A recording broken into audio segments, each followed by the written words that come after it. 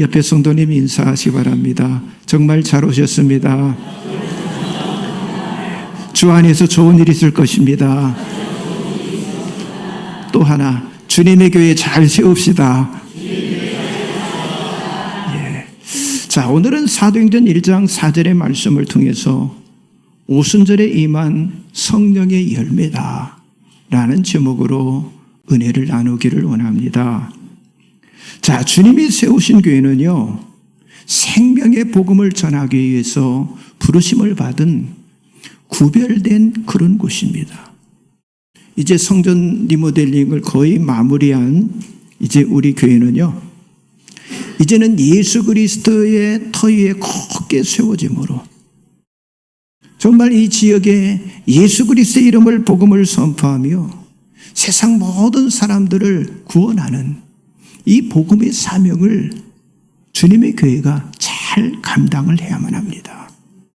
여러분, 교회 안에 사람은 있는데 복음이 없고, 교회 안에 구원이 없고, 교회 안에 하나님의 능력이 없다면 그 교회는요, 예수 생명이 없는 교회가 되는 거예요.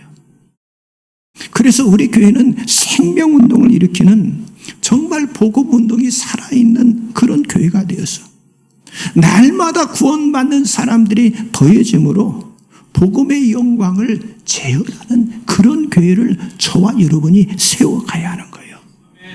그렇습니다. 교회는요, 우리들에게 매우 소중하고 그리고 아름답고 그리고 신비하고 아주 특별한 곳으로, 왜냐? 하나님께서 자기 피로 세우신 성전이기 때문에, 그렇기 때문에 바른 교회관과 바른 신앙으로 우리들이 깨어 있어야 한다고 하는 거예요. 그래서 바른 교회관은요, 신앙생활에 아주 절대적인 영향을 주게 되는데, 자, 우리들의 삶이 교회와의 관계를 중심으로 살아가도록 주님께서 계획을 하셨기 때문에, 여러분, 우리가 교회를 잘 안다고 하는 건요, 굉장히 중요한 거예요. 특별히 오늘은 맥추절, 또 오순절, 이 절기의 예배를 우리가 드립니다. 자, 이 맥추절, 이 구약의 절기는요, 하나님이 정하신 때를 말하는 거예요. 그러니까 그 때라고 하는 건 함께 모여서 예배하는 때예요. 그러니까 예배 드리는 그런 축제로, 이것은 하나님에 의해서 제정된 것으로 하나님의 백성에게는 아주 중요한 의미가 담겨져 있는 그런 절기라고 하는 거예요. 그래서 맥추절은 유월절과 그리고 초막절과 더불어서 구약의 3대 절기다 이렇게 말하고 있어요. 그런데 구약에는요, 두 가지의 초실절이 나타나는데, 첫 번째 초실절은요, 무교절 다음 날에 드리는 초실절, 이 초실절은 맥추절이라고도 이야기하는 거거든요. 또 두 번째 초실절은요, 첫 번째 초실절부터 50일째 되는 날로, 그러니까 칠칠절, 맥추절, 오순절이다 이렇게 부르는 거예요. 그러니까 예수님은 첫 번째 초실절에 부활하셨기 때문에 초실절의 주인공이시고 약속의 전 열매가 되신 분이라고 하는 거예요.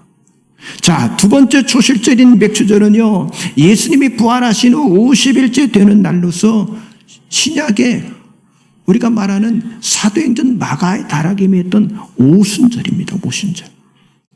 자, 이 오순절인 맥추절에 그리스도께서 보내신 성령 강림을 통해서 수많은 영혼이 구원함을 받는, 그러니까 사도행전 원형교회인 예루살렘 교회가 세워지는 놀라운 일이 일어나게 된 거예요. 자, 이와 같이 이 맥추절인 오순절은요, 성령의 역사로 인해서 열매를 맺는 절기다 이렇게 생각하시면 되는 거예요. 그렇다면 이 맥추절인 이 오순절에 교회 속에 나타나는 성령의 열매는 과연 무엇일까요? 첫째는요, 성령은요, 변화의 열매를 맺게 하십니다. 자, 하나님께서는요, 성령을 통해서 사람들을 변화를 시키는 거예요. 여러분, 주보 가운데를 열어보시면 말씀들이 쭉 나와 있죠. 사도행전 1장 4절을 다 같이 한번 보겠습니다. 사도와 함께 모이사 그들에게 분부하여 이르시되 예루살렘을 떠나지 말고 너희도 내게서 들은 바 아버지께서 약속하신 것을 기다리라. 자, 예수님은 제자들에게 예루살렘을 떠나지 말고 이로부터 오는 그 능력인 성령을 입을 때까지 기다리며 기도하라라고 제자들에게 명령을 하셨어요. 그런데 이 능력은요, 세상으로부터 오는 능력이 아닌 이로부터 오는 하늘의 능력인 바로 성령을 가리키고 있는 거예요. 자, 사람은 오직 성령을 받을 때만이 새로운 피조물로 변화가 될 수가 있다고 하는 거예요. 그리고 새로운 피조물이 된 성도는요, 더 이상 세상의 어떤 생각과 세상의 가치로 살지 않고 성령님의 인도하심 속에서 살아가게 되는 거예요. 자, 성령은요, 이 맥추절 오순절에 제자들에게 강한 바람같이, 강한 불같이 임하게 된 거예요. 자, 그 제자들이 성령의 충만함을 받고 성령의 말하게 하심을 따라서 다른 언어로 말하기를 시작했고, 그리고 성령 충만함을 받는 그들은요, 전인적인 변화를 그들이 체험하게 됐는데, 어떤 변화를 체험했습니까? 자신의 물건을 서로 통용하고, 그리고 재산과 소유를 팔아서 각 사람의 필요를 따라 나눠주고요.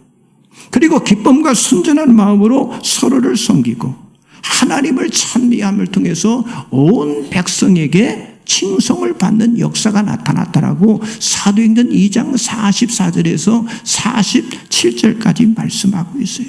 그렇습니다. 성령은요, 단순한 힘이나 어떤 단순한 능력이 아닌 인격의 영으로서 우리의 속사람 가운데 역사하시는 그런 분이시라고 하는 거예요.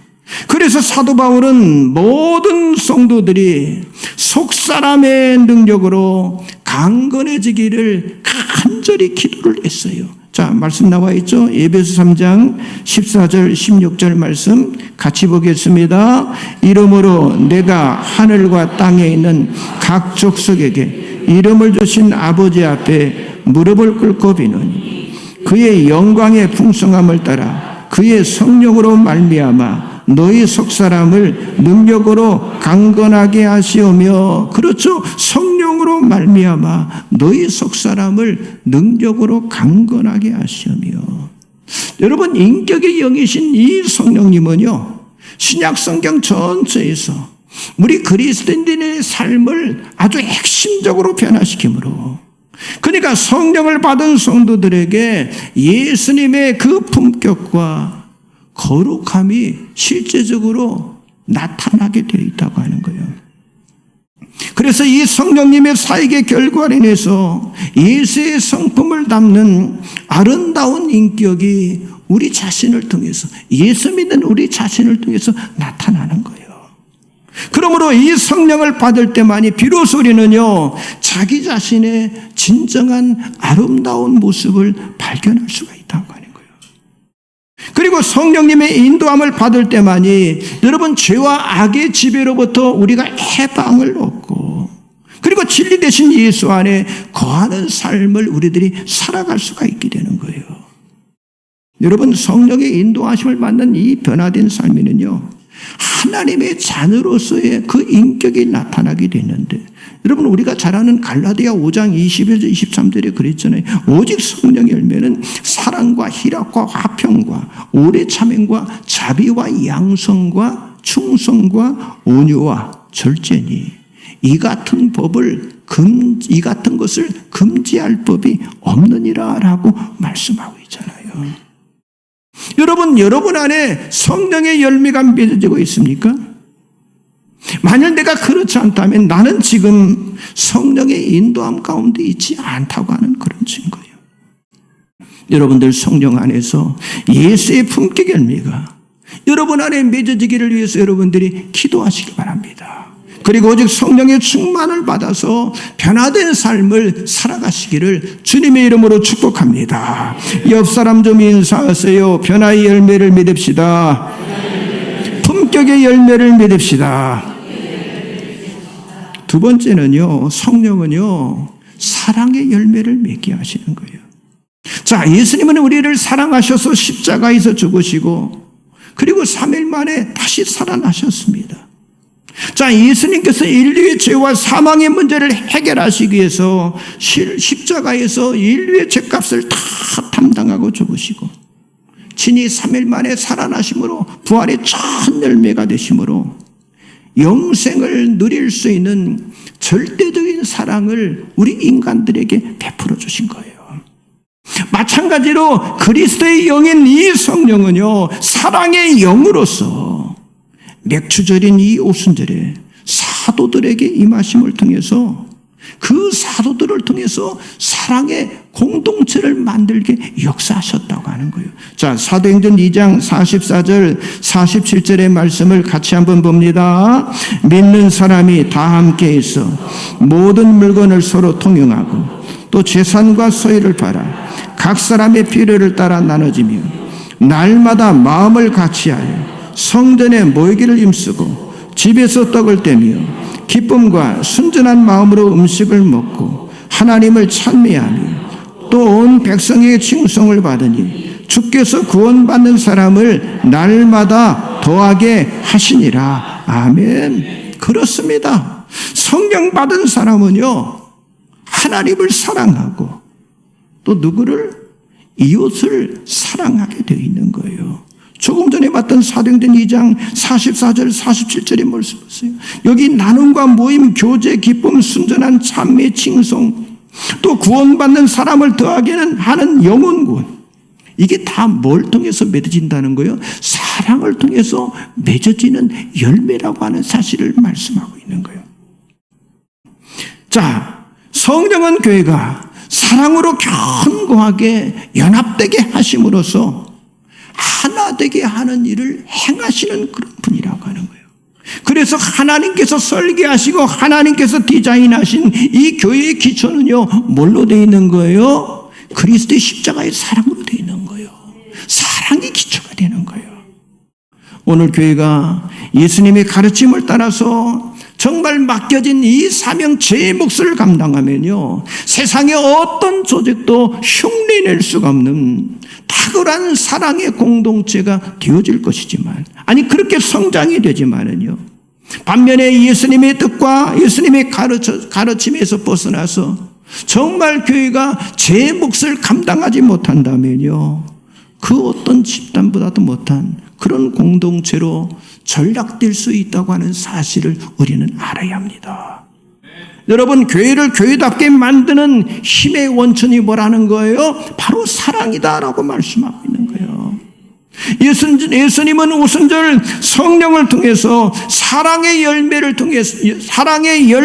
맺을 수 있도록 거기 120門徒들에게 사랑을 공급해 주신 거예요.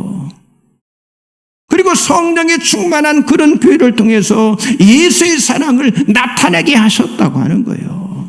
여러분, 그리스도의 사랑이 우리를 강권하시는 것처럼 성령은요, 성도를 그리스도의 사랑으로 충만하게 하십니다. 자, 말씀 보세요. 고린도후서 5장 14절 15절 나와 있죠. 같이 봅니다. 그리스도의 사랑이 우리를 강권하시는도다. 우리가 생각하건대 한 사람이 모든 사람을 대신하여 죽었은즉 모든 사람이 죽은 것이라. 그가 모든 사람을 대신하여 죽으심은 살아있는 자들로 하여금 다시는 그들 자신을 위하여 살지 않고 오직 그들을 대신하여 죽었다가 다시 살아나신 이를 위하여 살게 하려 함이라. 그래서 그리스도의 사랑을 깨달은 사람은요, 여기 조금 전에 뭐라고 그랬어요? 자신을 위해 살지 않는다고 그랬어요. 누구를 위해 살아간다는 것이요? 죽었다가 다시 살아나신 바로 그분, 오직 예수님과 그리고 그의 몸된 교회를 위해서 살아가게 되어 있다라고 말씀하고 있잖아요. 성도 여러분, 여러분에게는요, 성령께서 강권하시는 그런 교회의 사랑이 여러분에게 있으십니까? 자, 로마서 15장 30절 나와 있죠. 같이 봅니다. 형제들아, 내가 우리 주 예수 그리스도의 성령의 사랑으로 말미암아 너희를 권하노니 너희 기도에 나와 힘을 같이 하여 나를 위하여 하나님께 비로. 자, 여기 사도 바울은 성령의 사랑으로 너희가 누구예요? 교회요. 교회를 사랑하였다라고 지금 고백을 하고 있는 거예요. 그래서 사랑은요, 어떤 지식의 개념이 아니라 사랑은요, 나타내지고 보여지고 사랑은요, 느껴지는 것이라고 하는 거예요. 여러분, 우리가 잘 아는 고린도전서 13장 3절에서 7절에서 사랑이 없으면 아무것도 아니지만 사랑하면 어떻게 된다고 그랬어요?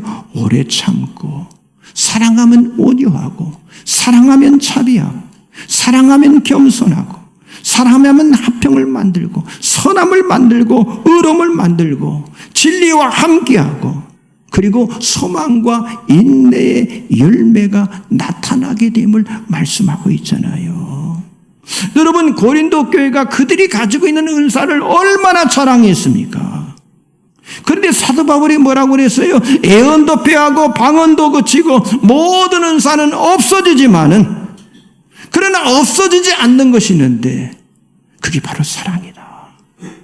사랑만은 영구적이라는 사실을 특별히 고린도 교인들에게 강조를 했다고 하는 거예요. 여러분, 성령으로 거듭난 신앙생활의 핵심, 다시 말해서 그 중심이 뭐라는 거예요? 사랑이라고 하는 사실을 여러분들이 믿으시기 바랍니다. 우리가 기도 많이 할 수 있어요. 우리가 성경 많이 읽을 수 있어요. 그런데 기도는 많이 하고 성경을 많이 읽었는데 그 사람에게 사랑이 없다면요, 그 성경이, 그 기도가 내게 적용이 안 된 거잖아요.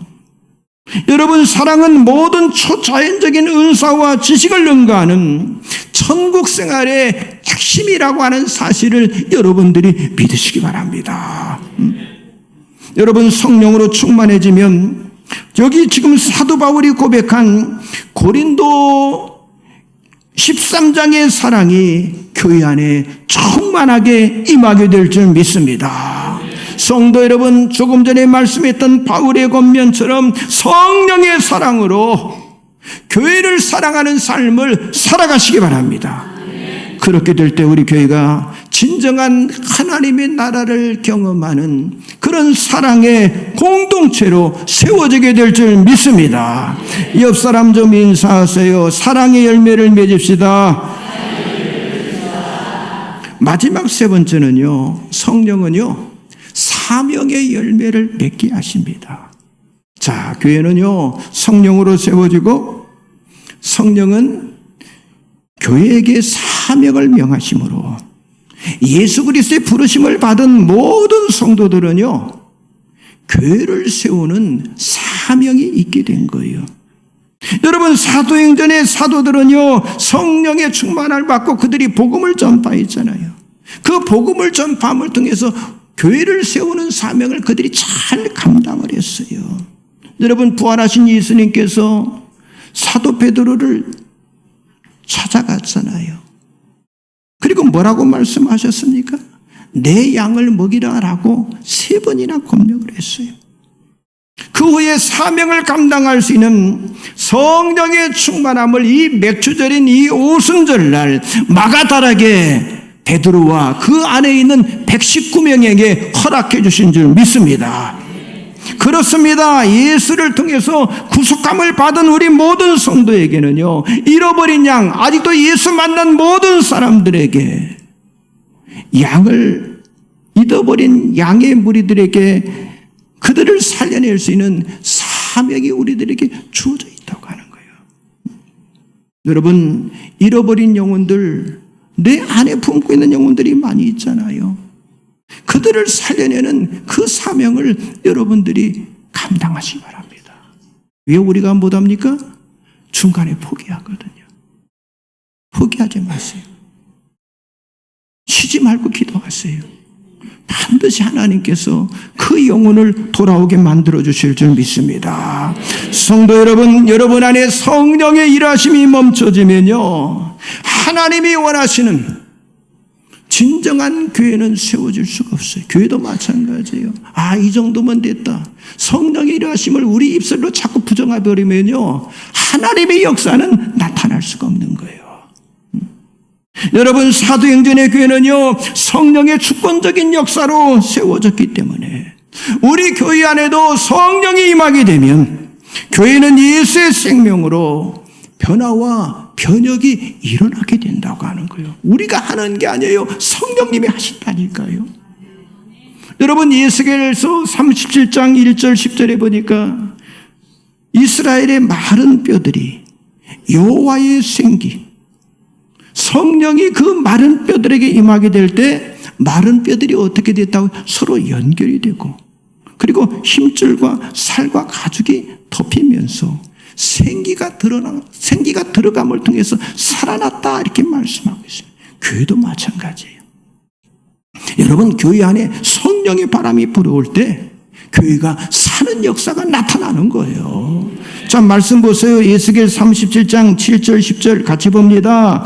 이에 내가 명령을 따라 태어나니 태어날 때 소리가 나고 움직이며 이 뼈 저 뼈가 들어맞아 뼈들이 서로 연결되더라. 내가 또 보니 그 뼈에 힘줄이 생기고 살이 오르며 그 위에 가죽이 덮이나 그 속에 생기는 없더라. 또 내게 이르시되 인자야, 너는 생기를 향하여 태어나라. 생기에게 태어나여 이르기를 주 여호와께서 이같이 말씀하시기를 생기야, 사방에서부터 와서 이 죽음을 당한 자에게 불어서 살아나게 하라 하셨다 하라. 이에 내가 그 명령대로 태어나 있더니 생기가 그들에게 들어가며 그들이 곧 살아나서 일어나 서는데 극히 큰 군대더라. 아멘.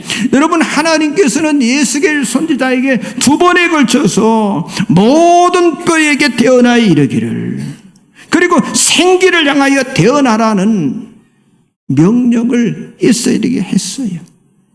그때 이 에스겔이 명령을 따라 태어나니, 아니 생기에게 태어나여 이르기를, 생기를 내가 그 명령대로 태어나였더니라고 에스겔이 정말 하나님의 말씀 그대로 순종함으로 하나님의 그 명령을 그대로 태어냈어요. 그런데 죽은 뼈들이 말씀의 권능으로 살아나게 되었다고 하는 거예요. 여러분, 그렇습니다. 우리들도 성령의 능력을 힘입어서 우리가 복음을 전할 때 죽은 영혼이 살아나게 될 줄 믿습니다. 여러분, 사도 바울이 이 전도의 사명을 감당할 때 오직 성령의 나타나심과 성령의 능력으로 하였다라고 고백했잖아요. 자기가 한 게 아니라는 거예요. 성령의 능력, 성령의 나타나심으로 했다. 자, 보세요. 고린도전서 2장 4절 5절 나와 있죠. 같이 봅니다. 내 말과 내 전도함이 설득력 있는 지 말로 하지 아니하며 다만 성령의 나타나심과 능력으로 하여 너희 믿음이 사람이 지혜 있지 아니하고 다만 하나님의 능력에 있게 하려 하였노라. 아멘. 그렇습니다. 성령의 능력, 성령의 나타나심. 여러분, 지금 우리 한국교회가 모든 사람들이 위기다 이렇게 말하는 거예요. 물론 여기에는 여러 가지 이유도 있어요. 팬데믹이라는 어려운 환경도 있었습니다. 여러 가지 이유, 여러 상황을 말할 수 있겠지만은요, 그것보다 더 중요한 이유가 있어요. 그게 뭡니까? 어느 순간부터 여러분, 이 교회 중심에 진정한 생명력인 성령의 능력이 사라졌다는 거예요. 어느 순간에 이게 사라져버린 거예요. 그러니까 진짜 교회 예배당만 하면 막 감동이 생기고 그래 하는데 그게 싹 사라져버린 거예요. 다른 말로 말한다면 성령의 능력 안에 있는 여러분 건강한 DNA가 다 사라져버리고 그게 부족해졌다고 하는 거예요. 따라서 성령의 능력 안에서 건강한 DNA를 가진 건강한 그 교회에 세우는 자들이 다시 세워짐으로 여러분 총체적인 체질의 변화가 우리 한국교회에 일어나야 합니다. 그 안에 교회를 세우는 이 처치 플랜트들이 세워짐으로 다시 한번 우리 한국교회에 변혁이 일어나야 한다고 하는 거예요. 사랑하는 성도 여러분, 우리 교회가 성령님이 임재하시는 장소가 되어야 할 줄 믿습니다. 그 그럴 때 성령님의 강력한 역사로 여러분 우리 교회는요, 주님이 원하시는 그런 교회로 세워지고 사역의 확장이 일어나는 역사가 나타날 수 있다는 거예요. 만약 우리 몸속에 정상적인 DNA가 아니라 어떤 돌연변이 DNA가 발생하면요, 그 순간부터 우리는 뭐예요? 우리는 건강을 잃어버리게 되는 거예요. 이게요, 이 돌연변이가 정상적인 세포를 막 공격하기 시작하는 거예요. 그러면 사람이 건강을 잃어버리는 거예요. 여러분은 건강한 몸이 되기 위해서는요, 건강한 DNA가 필요하다. 여러분 건강한 교회가 되기 위해서는요, 뭐가 필요한 거예요? 성령의 나타남, 성령의 능력, 성령의 충만함이 우리에게 필요하다고 하는 거예요. 또한 건강한 교회가 되기 위해서는 성령께서 역사하심으로 주님과 하나가 되는 유기체적인 교회가 되어야 합니다. 유기체적인 주님과 하나 되는 교회. 여러분, 유기체적인 교회라고 하는 건 예수님께서 가르치시고 예수님이 세우신 교회로, 그 교회는요 가만히 기다리는 교회가 아니에요. 복음을 들고 찾아가는 거예요. 마치 생명의 씨앗처럼 세상 속에 들어가서 자라고 성장하고 열매를 맺는 생동감 있는 그런 교회를 말한다고 하는 거예요. 여러분, 이 유기체적인 교회가 되기 위해서 교회는요, 이로부터 임하는 성령의 강한 임재로 충만해져야 할 줄 믿습니다. 그럴 때 여러분 교회 안에 변화와 변혁의 사건이 일어나게 되는 거예요. 여러분, 전통적인 교회, 고립적인 교회에서 이제는 성령이 역사하시는 교회로 체질적인 변화가 일어나야 한다고 하는 거예요. 여러분의 가정도 마찬가지고, 여러분 사업장, 여기 우리 교회 안에 사업하는 분들이 많이 있어요. 여러분 자꾸 과거 잘못된 걸 붙들고 있으면요, 그 사업장은 비전이 없어요. 자꾸 변화가 일어납니다. 자꾸 변혁이 일어나야 해요. 여러분 교회도 마찬가지입니다. 성령님의 역사하심을 통해서 소극적인 교회가 아니라 사명을 감당하는 그런 적극적인 교회로 변화가 되어야 한다고 하는 거예요. 여러분 교회 목표는 단순하잖아요. 예수의 사람을 만드는 거예요.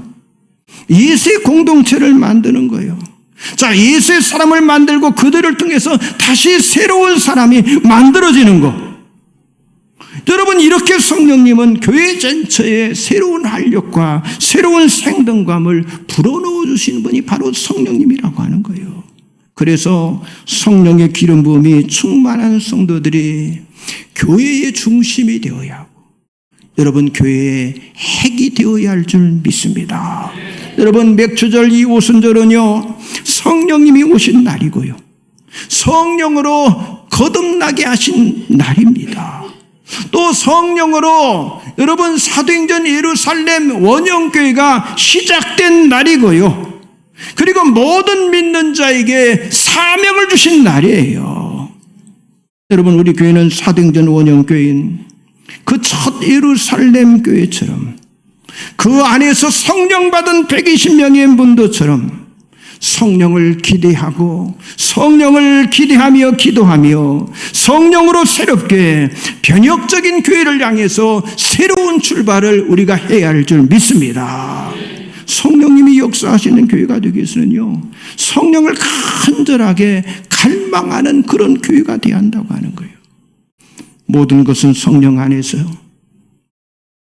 이루어지는데, 이루어지는 과정 속에 중요한 게 뭡니까? 우리의 결단으로부터 시작이 될 수가 있다는 거예요.